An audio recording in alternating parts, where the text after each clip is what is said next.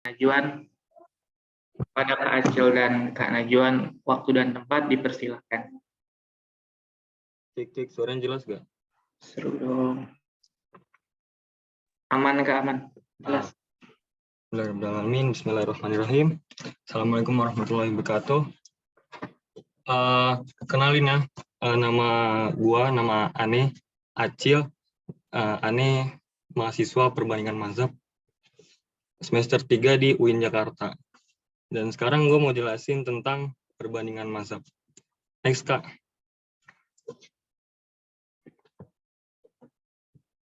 Nah, apa itu perbandingan mazhab? Jadi, sebenarnya perbandingan mazhab itu sama dengan jurusan syariah yang lain. Sama-sama mempelajari hukum Islam, hukum syariah, dan hukum fikih.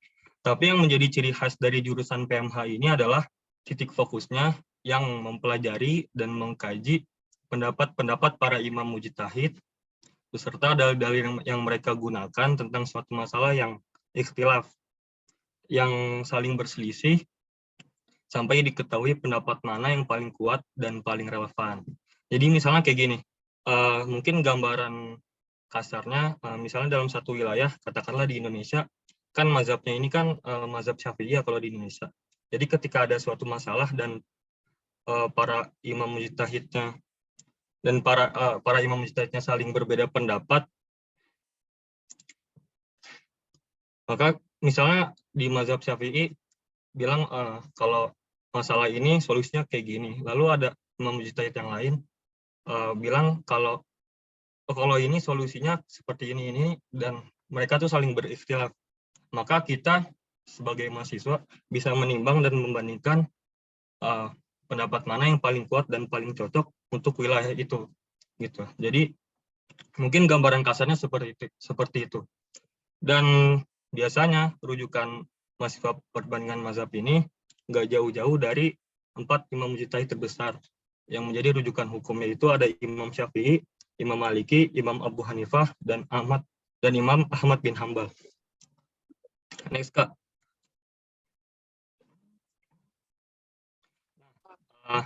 Kak, tipe mahasiswa perbandingan mazhab itu seperti apa gitu? Jadi biasanya mahasiswa perbandingan mazhab itu suaranya kurang jelas ya? Jelas Kak, jelas. Biasanya mahasiswa perbandingan mazhab itu biasanya orangnya ambis-ambis karena untuk mencari dan mempelajari pendapat-pendapat dari banyaknya imam mujtahid ini dibutuhkan kegigihan dan keuletan, sehingga memang dibutuhkanlah rasa ambis itu dalam mempelajari perbandingan mazhab. Yang kedua ada open-minded, dan yang ketiga ada pintar berdebat, yang keempat wawasannya luas, ya, dan yang kelima suka baca buku atau kitab. Next, Kak.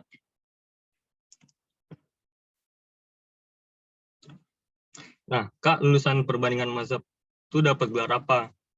Nah, sebenarnya karena perbandingan mazhab ini dinaungi oleh Fakultas Syariah dan Hukum ya. Jadi program studi perbandingan mazhab ini lulusannya mendapat gelar SH Sarjana Hukum.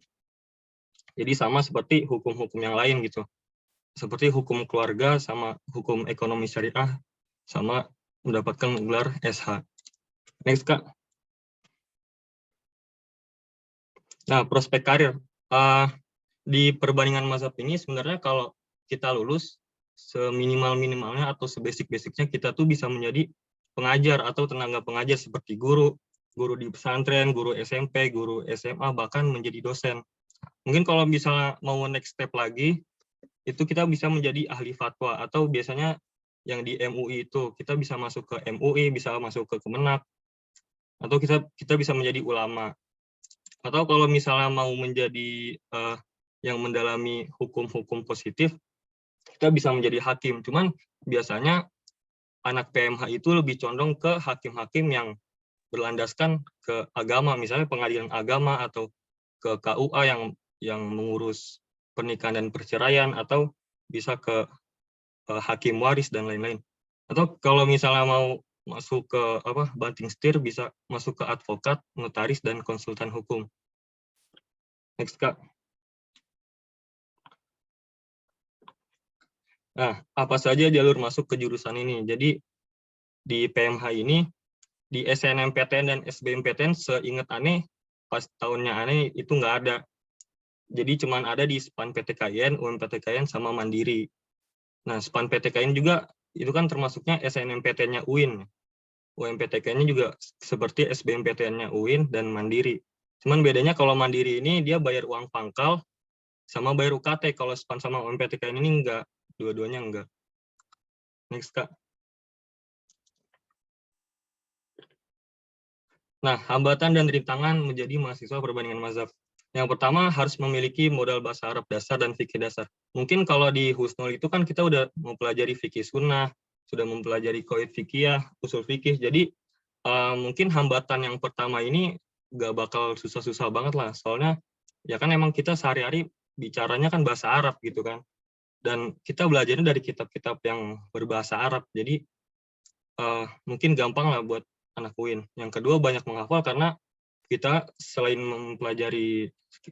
menghafal Al-Quran dan Sunnah, kita juga menghafal rujukan dari kitab-kitab, dari pendapat para ulama gitu.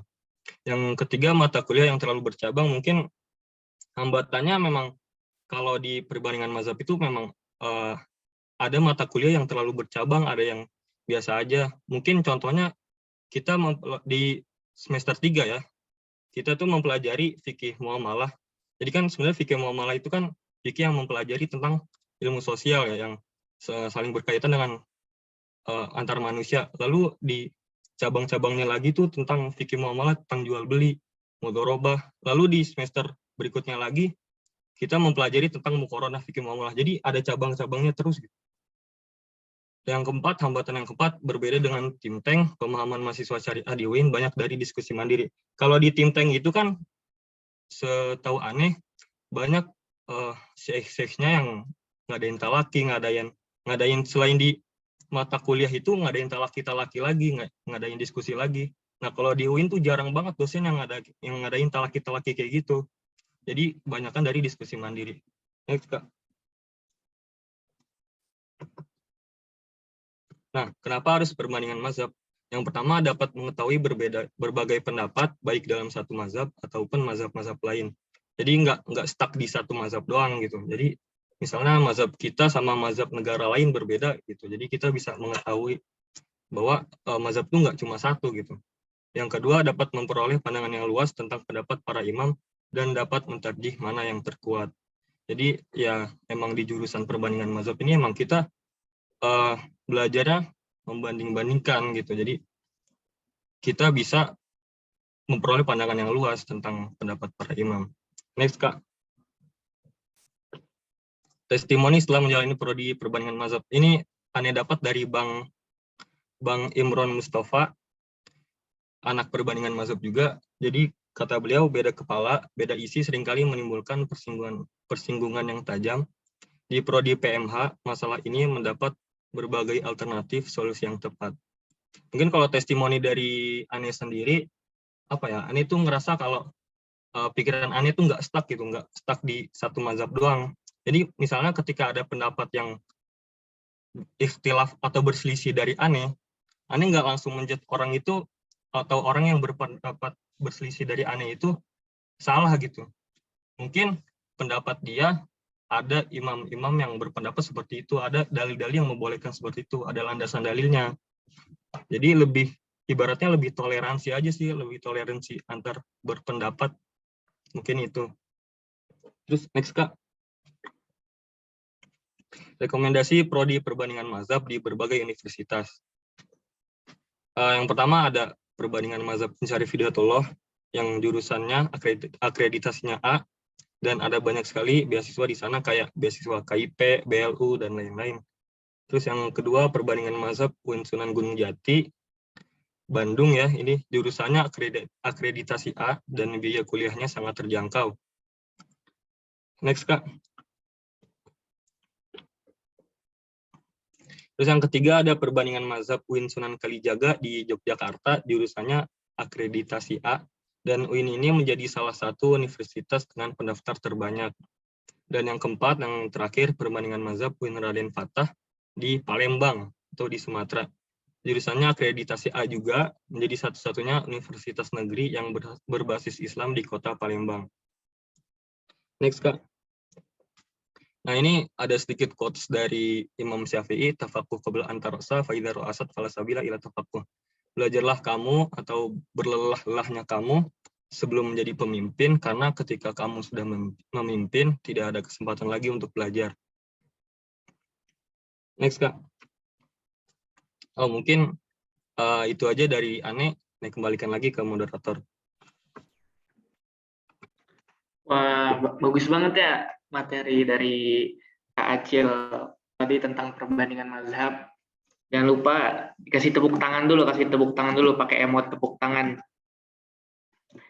Ini kan tadi pembahasannya seru banget ya tentang perbandingan mazhab, ngomongin tentang mazhab.